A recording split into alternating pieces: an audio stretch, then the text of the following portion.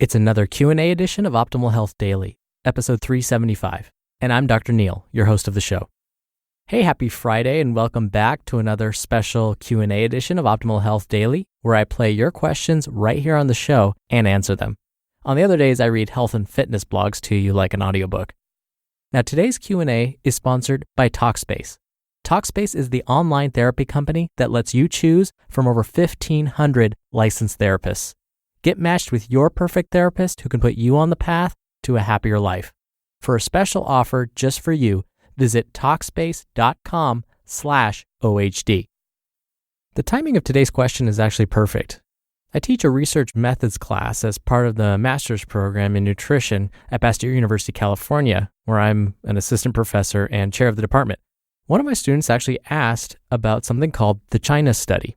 Now, in case you don't know what that is, sit tight because I'm going to talk about it in today's answer. So basically, they were asking really the same types of questions that today's caller asked of me as well. Oh, and if you're curious about what my students do or who they are, I'm actually going to post some videos on our site in case you're curious. They created some nutrition videos with some nutritious recipes that I'll share with you all as well. And with that, let's hear today's question and start optimizing your life. Hi. I recently watched the documentary Forks Over Knives on Netflix, and one of the doctors on the documentary said that if you eat a plant-based whole food diet, you will lose weight. I was just wondering how that's possible when fruits and vegetables have so many carbs. I know that they're low calorie, but you're also filling your body with carbs. What about protein for muscle building? Thanks. Thank you for your question, Stephanie. For those of you that aren't familiar with the documentary Forks Over Knives, here's a brief explanation. The filmmakers discuss the benefit of consuming a plant-based diet, basically a vegetarian-type diet. To their credit, the filmmakers do base what they say on published research, and much of this research was authored by T. Colin Campbell, a former professor at Cornell University. Dr. Campbell conducted his research in China and compared the diets and health statuses among folks living in different provinces. He discovered that those that consumed mainly a plant-based diet instead of a diet full of animal-based proteins, think meat, poultry, eggs, milk, yogurt, those kinds of things, they were healthier. So basically, those that consume more plant-based foods often did not experience the same chronic diseases like heart disease and were less likely to be overweight or obese. He eventually summarized these findings in a book called The China Study. So again, what does this have to do with the documentary Forks Over Knives? Well, much of what was presented in the documentary is based on the findings discussed in this book, The China Study. The filmmakers actually interviewed Dr. Campbell quite extensively so he could discuss his research and what it all means. Now, back to Stephanie's question. Is it accurate to say that following a plant-based diet will help someone lose weight, especially given that fruits and vegetables are often full of carbohydrates? And is it possible to consume enough protein when following a plant-based diet? So let me start with the first question.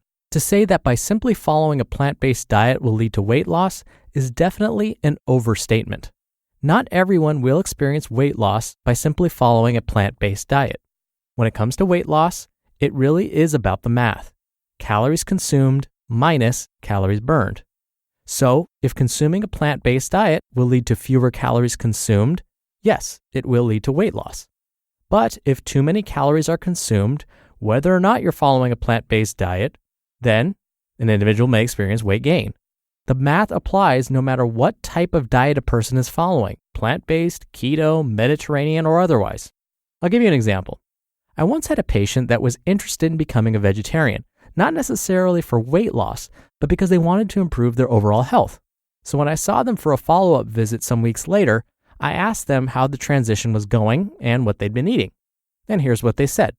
Oh, it's been great. For breakfast, I'll have a large bowl of oatmeal with a glass of orange juice. And then for lunch, I'll have a peanut butter and jelly sandwich with a cup of dried fruit on the side.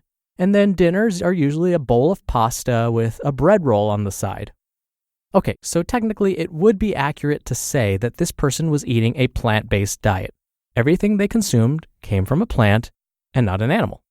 But what I discovered was this individual actually gained weight since starting their plant-based diet. Again, this is because even though they were consuming plant-based foods, their portions were too big, which led to too many calories consumed. And by adding extra pounds to their frame, they actually were increasing their risk for disease. And yes, while this was technically a vegetarian diet, something critical was missing. Can you guess? The vegetables.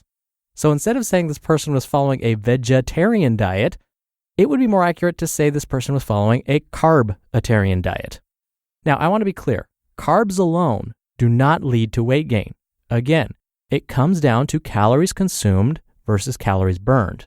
Plus, not all vegetables are high in carbohydrates. Commonly consumed vegetables that are high in carbohydrate are vegetables like corn, peas, potatoes, both regular potatoes and sweet potatoes, and squash. But many vegetables are actually quite low in carbohydrate. For example, leafy greens like romaine lettuce, kale, and spinach are very low in carbohydrate. Mushrooms, tomatoes, bell peppers, cucumbers, cabbage, broccoli, Brussels sprouts, onions, just to name a few, are also very low in carbohydrate. And at the same time, vegetables contain water and fiber, which helps you feel full. Plus, they are low in calories. So what ends up happening when you consume lots of vegetables is you will feel full because of the water and the fiber, and because they're naturally low in calories, you end up increasing your chances of weight loss. But again, that doesn't always happen. It really comes down to calories in versus calories out. So going back to what I said before, saying that everyone will lose weight following a plant-based diet is an overgeneralization. It depends on what types of foods a person is consuming and how much. Carbs alone will not lead to weight gain, but consuming more vegetables for the reasons I just mentioned might help someone lose weight. Now, what about fruit? Fruit is naturally high in carbohydrate, mostly in the form of natural sugars, like fructose. Now remember, sugar is a type of carb. But whole fruit is a great source of fiber and water as well. When we eat dried fruits or drink juice, we lose some of the water and or fiber, which can lead to overconsumption of juice. So consuming too much of anything can lead to weight gain. What I recommend for most people is to consume whole fruit instead of juices and go easy on the dried fruit. Really aim to get about 3 servings of total fruit per day, mostly coming from whole sources. 1 serving, for example, would be a medium-sized apple or orange, which would be about the size of your fist.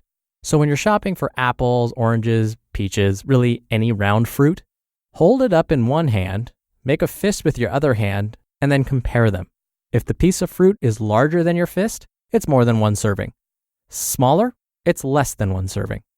If we're talking about something like strawberries, which aren't just naturally round like that, about 12 large strawberries would count as a serving. If you're consuming dried fruit, like dried apricots, a half a cup would count as 1 serving. Now finally, what about protein? We're learning that those who follow a mostly plant-based diet get plenty of protein each day. This is because plant products also contain protein, and we don't need to worry about their muscle growth either. Plant-based foods still provide the types of proteins that help build muscle. One of the biggest myths in the fitness industry is that animal proteins are necessary for muscle growth, but that's just not true. What many again don't realize is that plant-based proteins often contain the same amino acids, and amino acids are really the most important thing when it comes to muscle growth, as animal-based proteins. So the bottom line is this. Carbs alone don't lead to weight gain. Following a plant-based diet will not necessarily lead to weight loss. This is really based on the quality of a person's diet and the total calories they consume. And finally, those that follow a vegetarian diet will still get enough and the right types of proteins to grow muscle. Thank you again for the question, Stephanie. You'll be entered into a very small raffle every month to win a book. And a big thank you to Talkspace for helping to keep this podcast going. Talkspace is the online therapy company that makes it easy to connect with an experienced, licensed therapist that you pick based on your preferences. And it's very affordable, much less than traditional therapy. You can send your therapist text, audio, and video messages, or even do a live video chat. Talkspace therapists are fully licensed and go through a rigorous screening process. Plus, they've done thousands of hours of supervised professional training. So, to match you with your perfect therapist, go to Talkspace.com/OHD. And we have a special just for you. You can use the coupon code OHD to get $30 off your first month, all while showing your support for this podcast. That's again, the code OHD, and you can use that at Talkspace.com/OHD.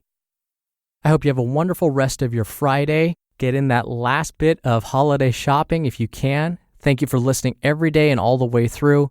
Have a wonderful long weekend if you're lucky enough to get the time off. But I will be back here on Christmas Day, so I'll see you there where your optimal life awaits.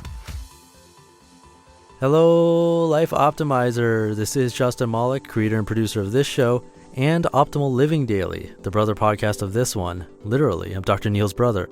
If you like the format of this show, you'll love Optimal Living Daily too, where I also read to you from blogs, but cover other topics like personal development, finance, and minimalism from bloggers like Derek Sivers, The Minimalists, Zen Habits, and many more. So for more amazing content read to you for free, come subscribe to Optimal Living Daily too, and together we'll optimize your life. You've been listening to Optimal Health Daily. Be sure to hit the subscribe button to stay up to date on each new episode, and head to oldpodcast.com. That's oldpodcast.com for a free gift, as well as more actionable tips and resources to help you maximize your potential. Thanks for joining us, and remember, your optimal life awaits.